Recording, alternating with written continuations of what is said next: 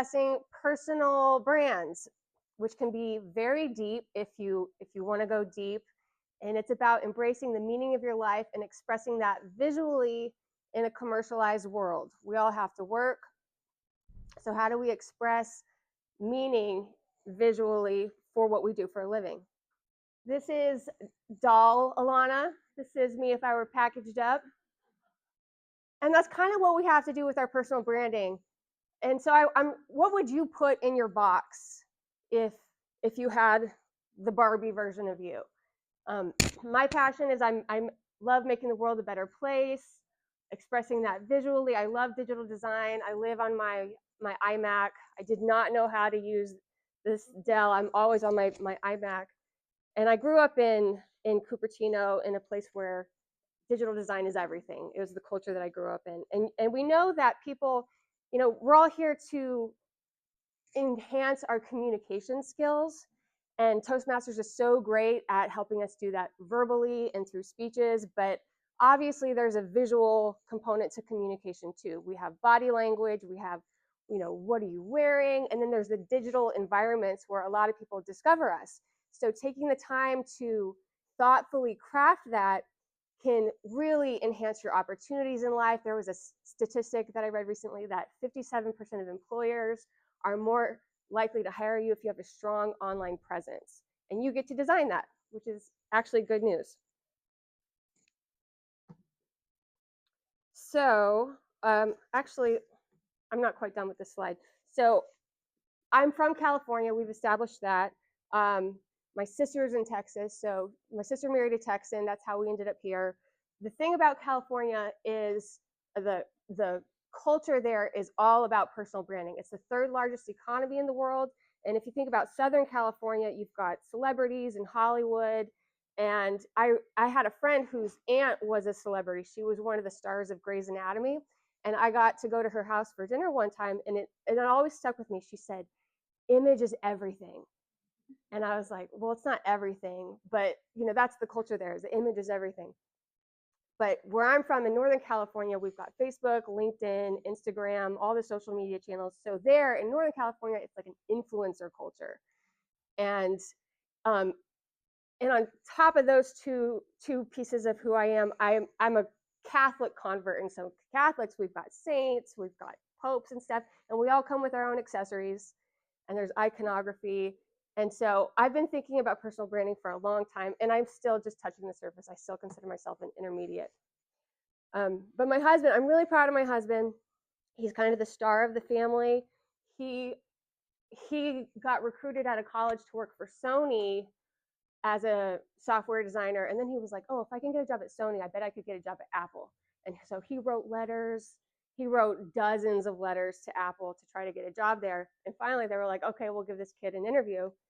And he got the job. And his timing was so good. He got a job there right when Steve Jobs was coming back. So, they fired Steve Jobs and they brought him back. And when they brought him back, it was like the whole thing, it started to sing again. And so his claim to fame is he was head of design during the time where they built iTunes. So it was really exciting. The Time magazine in 2003, they called him the invention of the year.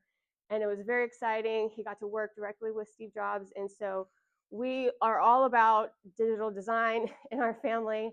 And so I want you to think about, like, if you had a little package, just what would you put in it? And so I would put an Apple laptop, not a Dell. That's just who we are. Michael is my second husband. So I don't know if any of you guys have had a divorce, but it's so painful. And it changes your identity completely. And when I got remarried to Michael, I had an opportunity to rebrand, to figure out, what's my new story? How do I want to be known? How do we merge our lives together? What does that look like? It was a new dawn. That's me and him. Oh, PowerPoint didn't put those together. Sorry about that. But you get a chance too in your life to really sit down and reflect. Like maybe some of you guys have had a death in the family. Maybe you're starting a new job. Maybe there's a new business. And sometimes we think, when we have these big life changes, that there's you can get stuck in a place of failure, like that didn't work out. Why didn't it work out? But if you take the time to really think about what's next and how you craft your story moving forward, you have some agency there. And so that's kind of my story with him. And the last 3 years especially, we've been having this conversation over and over again about who do we want to be as a couple. And one of the themes that kept coming up in our conversations was you want to pursue that which you won't sabotage. So I made this haiku. I don't know if you guys like poetry, but choices carve our path like vows made in quiet rooms. Profit marries peace. So I'm sure you guys have your businesses and you want to turn a profit and you want a successful business or venture or relationships, but you have to carve out a path that you're not going to end up sabotaging. And my daughter have any of you ever done the hair of a little girl? Okay. All right. So maybe this illustration will, I would do my daughter's hair and I would spend so much time. She had long, beautiful hair and I would braid it. And then as soon as I was done, she's like, this isn't me, Mom. And she would just like rip it out. You know, you've been there. And that's what we do. It's like, this doesn't resonate with who I am and who I want to be. And so you just rip it out and you sabotage it. So it's better to have the conversation like, well, what do you really want? And then make that happen so that you don't sabotage it later on when it doesn't resonate. My dad in 1989, he bought a Porsche. All right, you guys. And he was so excited about what this Porsche said about who he was. And it was like, it's exactly what he wanted. That Porsche has stayed in the garage for 40 years because he protects it, right? Because it's like, it's so meaningful to like how he wants to be seen and he wants to be known. So he protects it by never driving it. All right, so you got to find that balance, but it makes the point, like we protect the visual of how we want to be seen. We protect it. And so you're better off having that conversation with yourself now so that you end up not sabotaging yourself. All right, and I think the best way to think about how you want to be seen, what you want your business to look like, is to really think about who would you love to serve. So the person that you would be willing to wake up for every morning, who is that person, and pursue them, because that is the most inspiring person to like do the work for. It's not the colors and the logo. That's not the most important thing of your business. It's clarity on the person you're serving that will help you do the hard things that businesses require. Great question.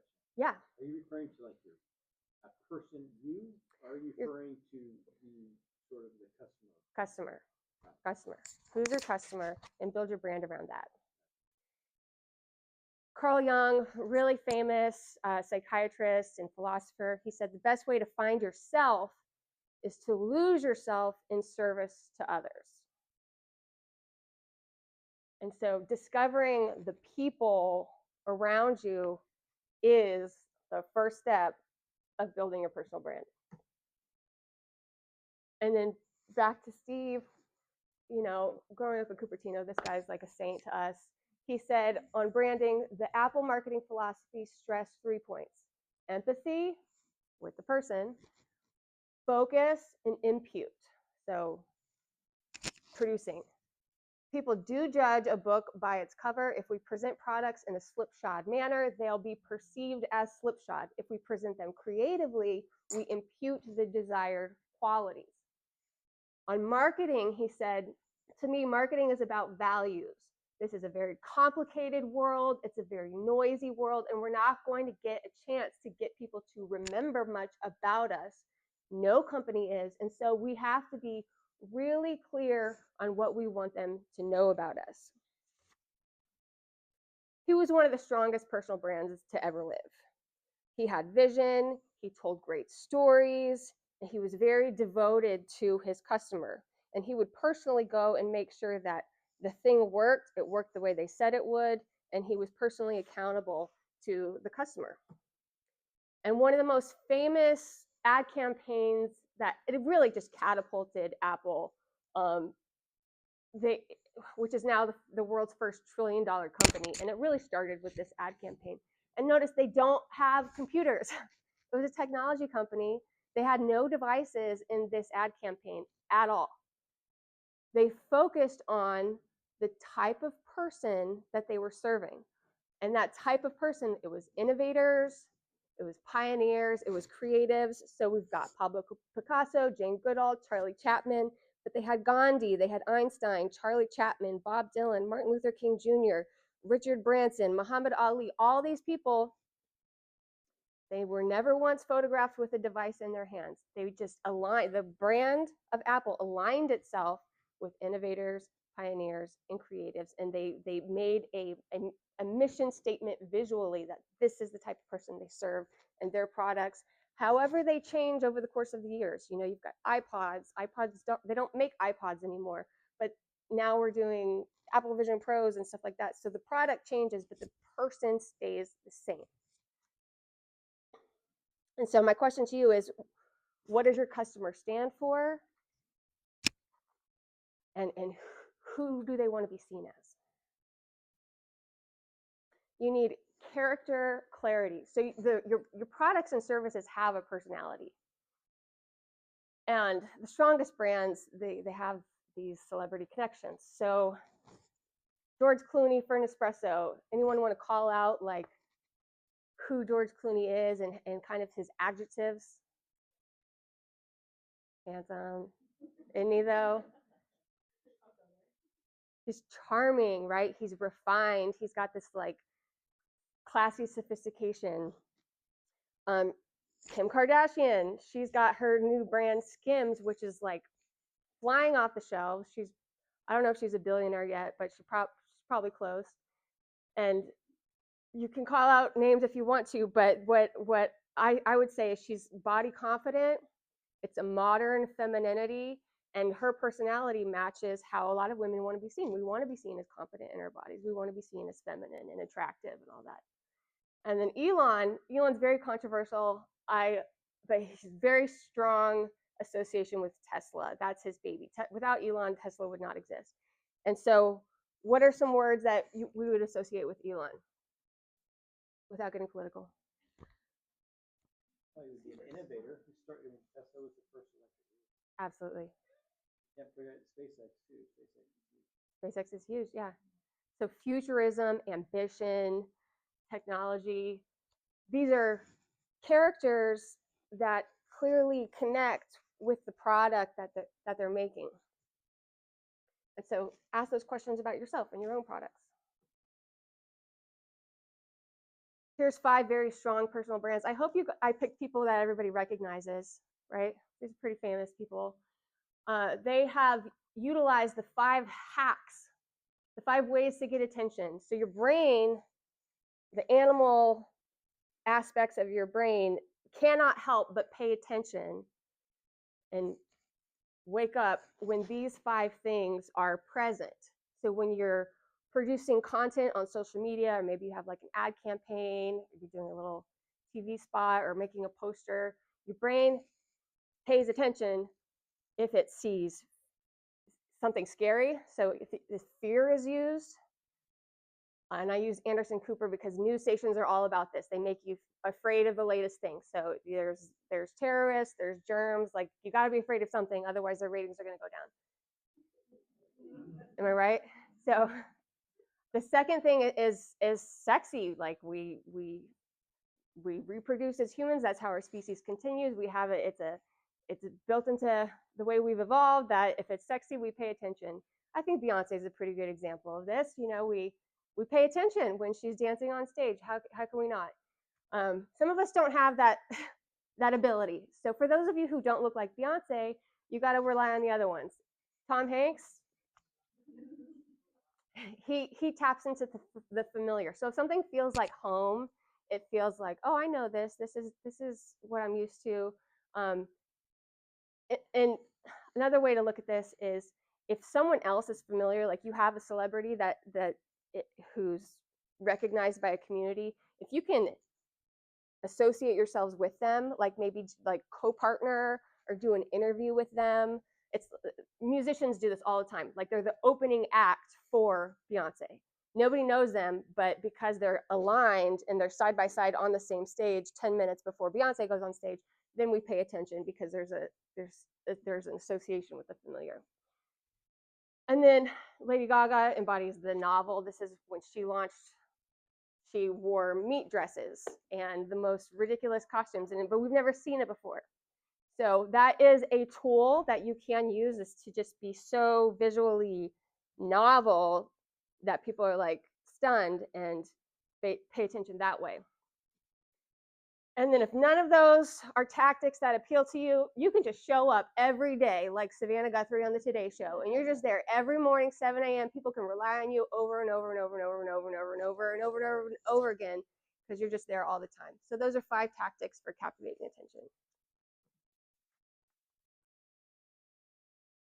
So who are your people demographically, emotionally, culturally?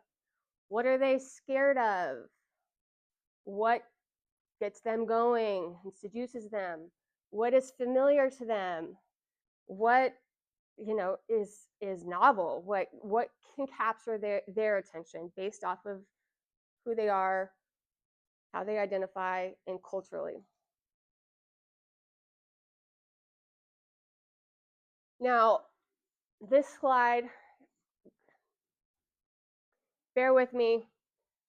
We are human beings with eternal souls. But yet, so often in the commercial landscape, we're treated just like mindless consumers. We're not treated as individuals. And that can be frustrating because you want to be seen as a human being. I think artfulness brings meaning and it respects the human being at the end of the customer journey. And I don't want you to confuse artfulness with like artsy fartsy. It needs to look like a painting. Artfulness is just that extra step that recognizes the soul of the human being at the end of the interaction process. And so when you look at a well-designed, beautiful school, lovely, lots of interior design, that says to the student, I am worthy of an education. If you look at beautifully designed courtrooms, it says to the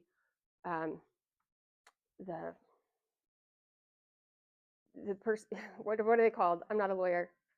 The person who's being in the justice system, it says, I am worthy of justice. The person on trial. Defendant. I'm not a lawyer. If you go to a restaurant, a beautifully designed restaurant with great atmosphere, it says to the customer, I am a human being worthy of nourishment. So when we just go that extra step and make it artful, whatever that means in your context, it shows respect to the human being at the end of the customer journey.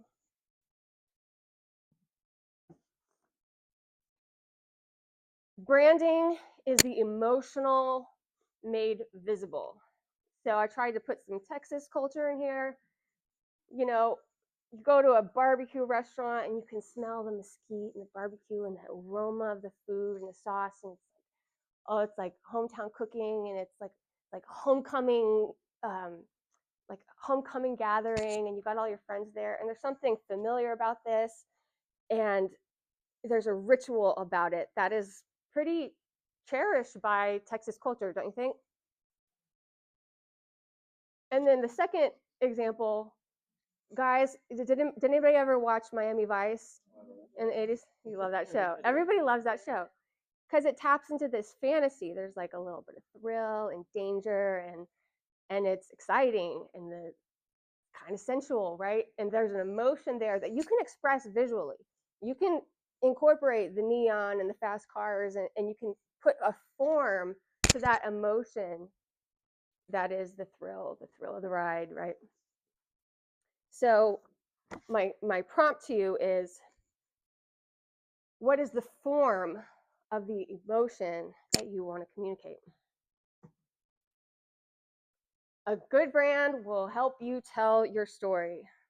So I'm using Legos to tell the story of my family. These are my 3 kids. I was at the Lego store the other day, literally like 3 weeks ago, and they have this bin with like all these random Lego parts, and you get to assemble your own characters. And so I've got this blonde daughter, and she's really grumpy, and she loves cats. And my son is becoming a magician. He's like doing card tricks and stuff. He's mastered. He's really good. It's incredible. So my middle son is a magician, and then my youngest daughter, she's a ginger-haired girly girl who like she just wants to brush my hair and do girly things. And I am using Legos to tell my story. And actually, lots of people over the years have used Legos to tell their story. It is a brand that therapists use. They use play therapy with Legos to help nonverbal kids communicate things that are hard for them to talk about, that maybe they don't have the vocabulary to talk about it. So Lego has really served humanity in that they have created something that lets other people visually produce their story. It gives form to our story, to our emotions.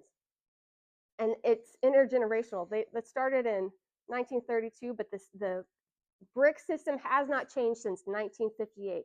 So grandparents can play with their great grandkids, and it all works together, which is profound brand. A good story makes a great brand. These are also my kids. See, same order.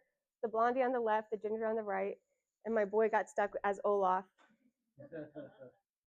And that movie, Frozen the movie, was a box office like mega hit. Hit doesn't even begin to express what a success that story was.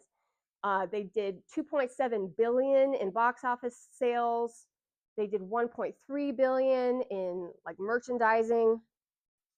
And the story was love, self-sacrifice, coming into your identity, and finding your voice. So this was a story that really resonated with.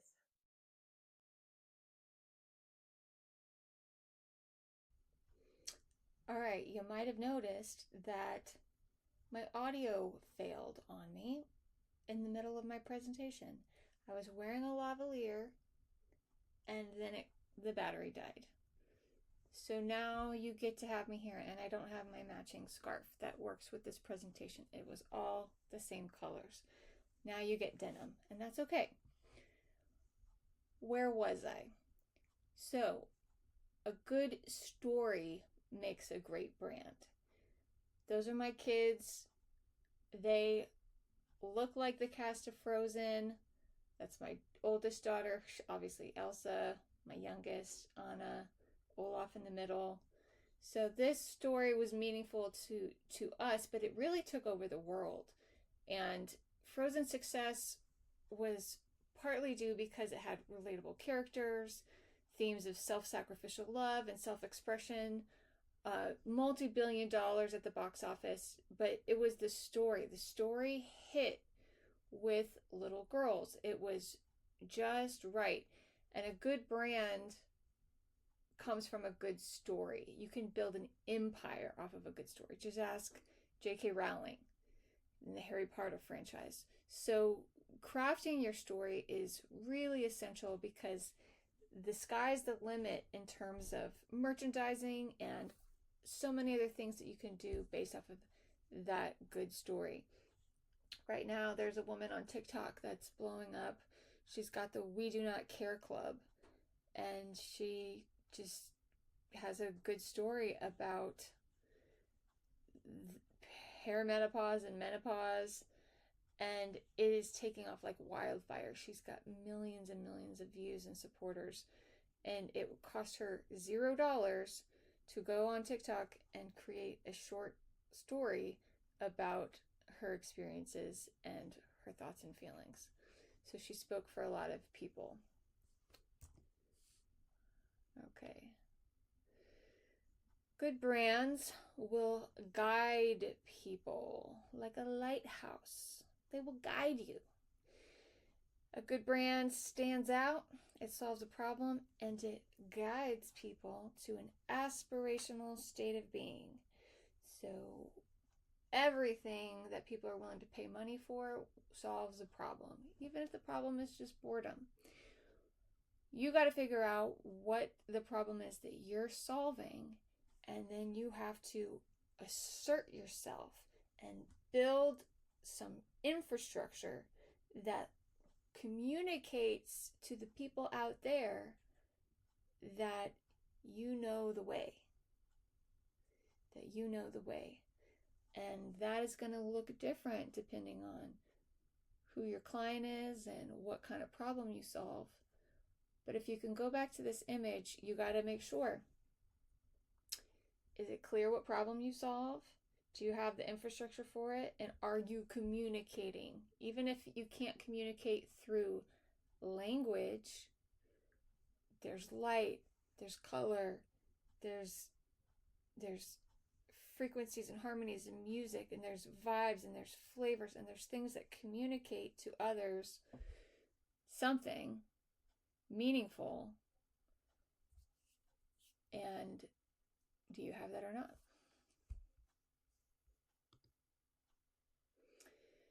The right story at the right time. I love this Dirty Jobs brand. So Mike Rowe, you know, a good brand doesn't have to be luxurious. Sometimes a good brand is dirty. And by reflecting on the audience's aspirations or challenges, the brand needs to be a mirror to their identity. You need to amplify the impact and memorability in a crowded market. So if you reflect back the identity of your customer or your audience, it hits better. And Mike Rowe did a beautiful job at that. And in a time when glamour was everywhere, supermodels were the thing, he understood that working class heroes were not getting the praise that they deserved. So he found a way to create a platform to tell these men's stories, some women, but you know, he really championed men, obviously. And he gave them dignity through hard work. And so that's a really good story. And then he told a new story and highlighted different people every episode. So what kind of stories are you highlighting? Are you championing your audience? And how's your timing in terms of, in this moment in history, what are the cultural shifts, and how can you amplify marginalized voices and be the one person serving their needs? And what are you meant to share? I mean, people, they have a profound need to be understood and to be seen. And so you could be a brand that showcases the stories of others, like Mike Rowe, but also, what are you meant to share? So in your business development process, yeah, you can build a business that's just, oh, I just want to make money, so I'm going to go sell needs, as Dr. Seuss would say. Or do you think you might stick with a brand and a business longer if it really communicates to the world something meaningful about who you are? And maybe you're an entrepreneur, maybe you work for a big corporation. I don't know. But life will be more meaningful when you can tap into your calling about sharing your story so that others don't have to suffer. It's up to you how vulnerable you want to get, but it does humanize the whole business and transactional experience. if people realize that you're human and you convey your humanity by telling stories and by sharing. So just think about what pieces of yourself could you weave in to your brand. Vulnerability in the age of AI. All right. We are in a whole new landscape. We've got AI. People don't know what's real, they don't know what's fake. We love the convenience of these new tools. I've been using it throughout this presentation, as you can probably tell. But are we losing our ability to deal with vulnerability and face rejection? What does that mean? So I believe that AI is useful and good if it conveys a deeper truth. So I've had to explain this to my kids.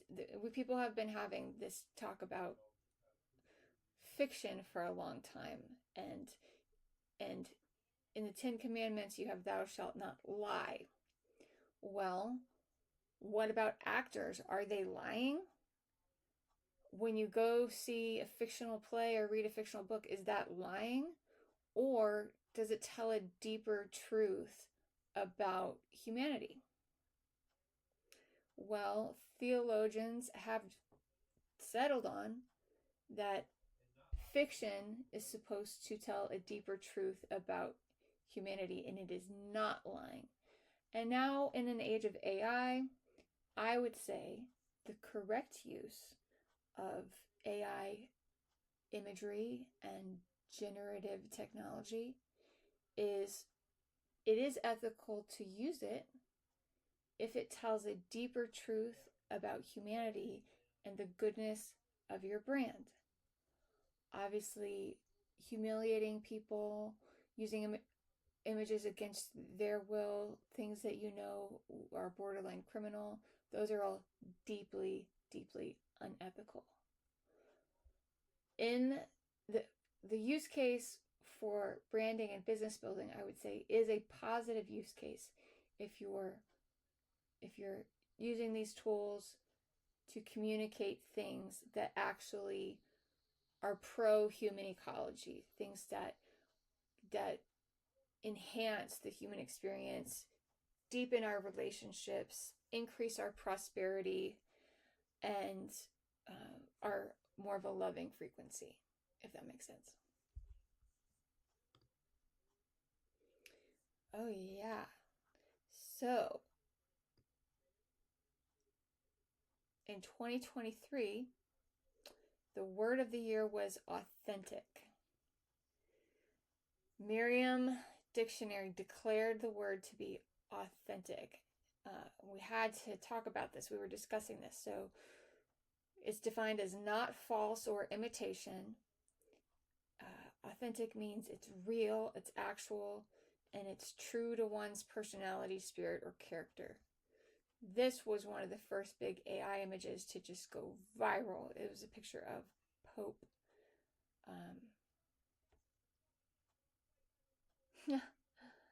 Oh my gosh, Jorge Bergoglio, Pope Francis. What am I thinking?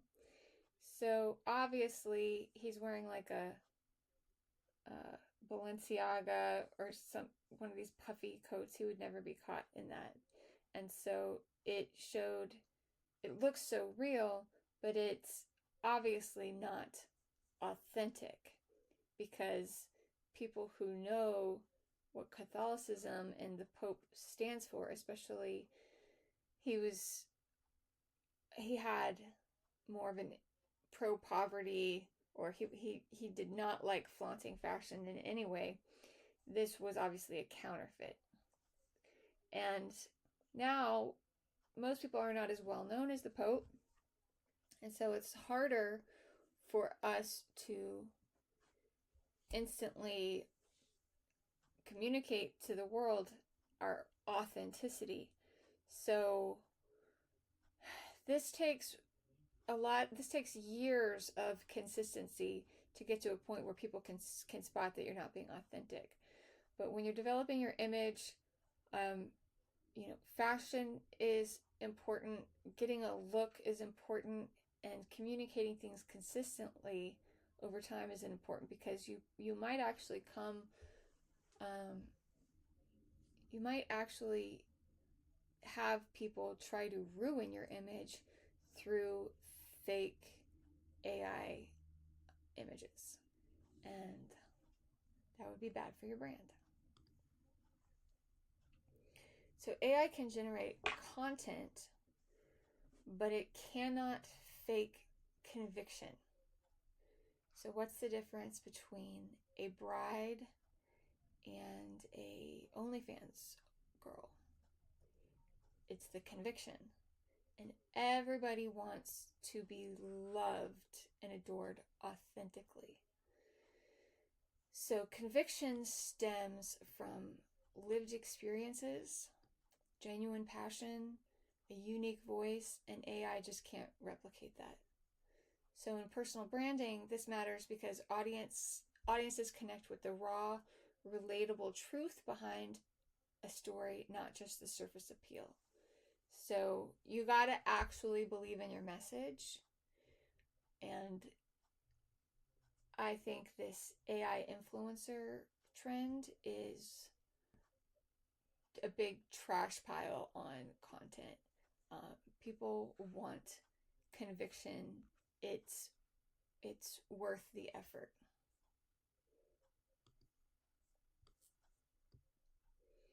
Good brands create harmony of benefits. It has the masculine and it has the feminine. It has structure and it has freedom. That's what good brands have. So the masculine force, it's organized infrastructure, it's strong, it's logical, it perseveres, it works. And the feminine is a force of relationships, expressiveness, emotional intelligence, safe, connected spaces, and it's just beautiful. A little bit fun.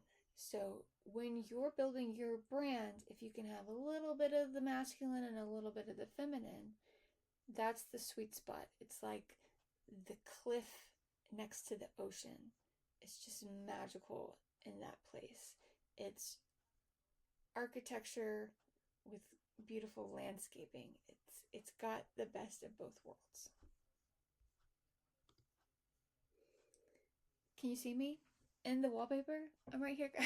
I'm right here, guys. I'm gonna put myself over that guy. Okay, now it's balanced. All right, commercialization. So there is a resistance in the human soul to be commercialized. Nobody wants to be bought and sold, and yet we have this like personal branding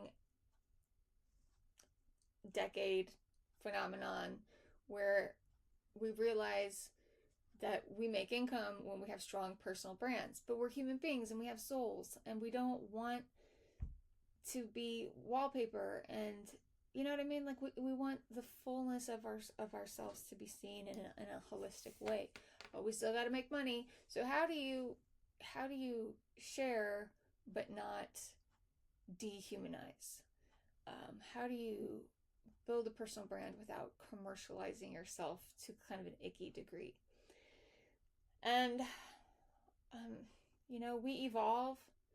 Human beings are changing, and we're dynamic, and we have different kinds of relationships. So sometimes we show up in a friendly way to our friends, and then in other times we show up in like our mom roles or our dad roles or our student roles and then teacher roles. And so when we show up online, it's kind of stressful because we don't know which side of ourselves to convey. And that's why you kind of have to just accept that if you're doing social media for your business, like you show up as the person who can solve the problem of your customer. And then you create a separate social media page or online presence if you're trying to find a date and maybe get married one day. That's where you get to put on your like romantic candidate and like all your hobbies and all the things like to try to line up with your ideal mate using those kind of images and those kinds of language, but they're not necessarily your customer. So you need to make multiple pages and then kind of just accept that you might not ever be fully known. And that's okay. God loves you. We love you. You have full worth. You are so valuable, and you can never be boiled down to a commercial, like just a business. There's so much more to you than that. But when you're showing up on social media, what problem are you solving and who are you helping and what kind of person are you trying to match up to? And then just keep it clean.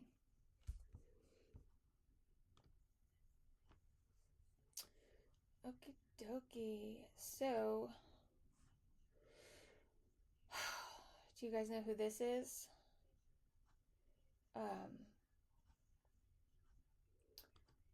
Brandon Stanton. I don't have my note cards. Brandon Stanton is the Humans of New York guy. So he famously said that he was not comfortable in front of the camera.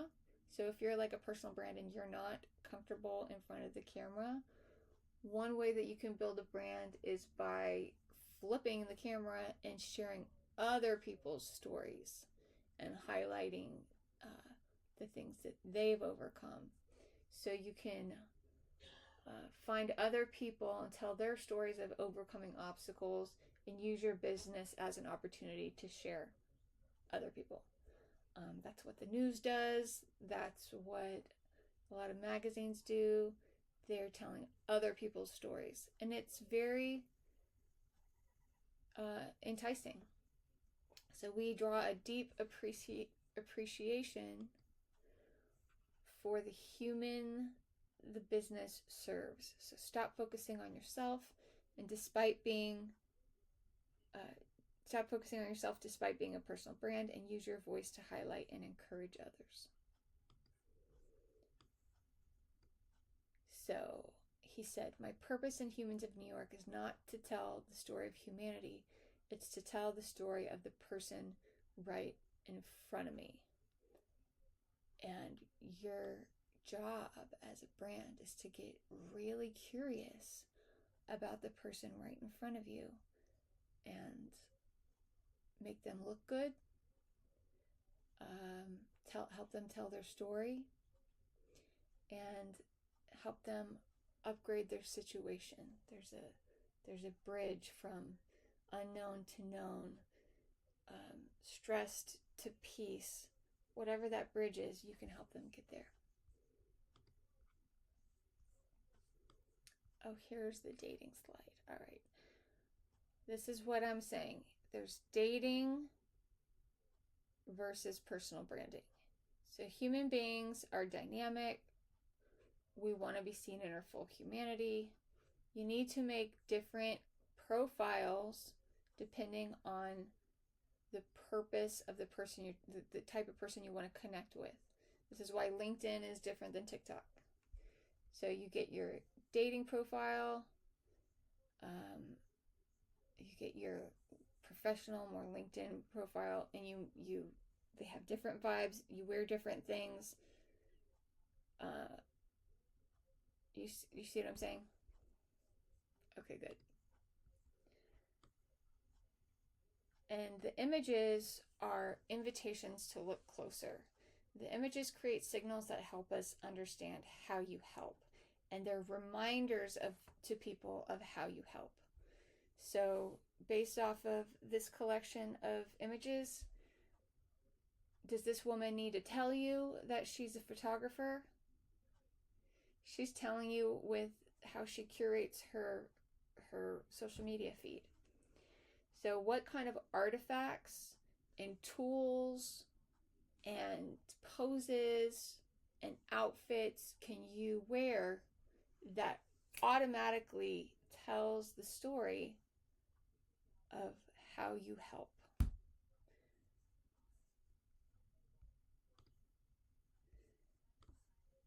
Don't commercialize yourself. Tell the story of how you help. Document your services and products. Invest in artists, photographers, and storytellers who have mastered visual communication. These narratives reveal your values, your impact, and your purpose far more powerfully than polished bios or clever taglines ever could. So when people hear how you've made someone's life better, they don't just remember what you do, they remember who you are. So the difference between telling the story of who you are and how you help is a slab of meat versus hamburgers at a restaurant showing a date night. There's a story behind this burger, whereas this one, there's no romance, you know? So what's the romance behind what you do and how you serve?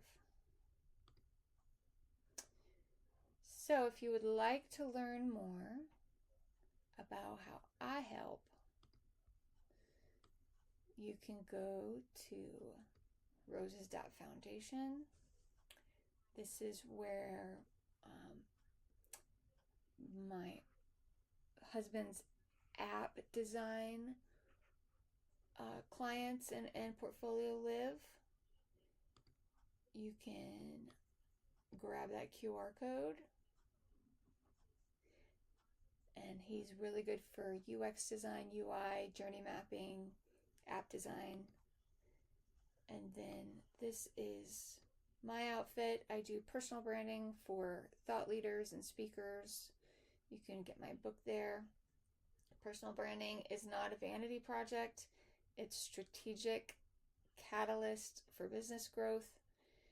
And there's so many people producing artwork online. It's oversaturated. There's a lot of faceless brands, bots, different things like that.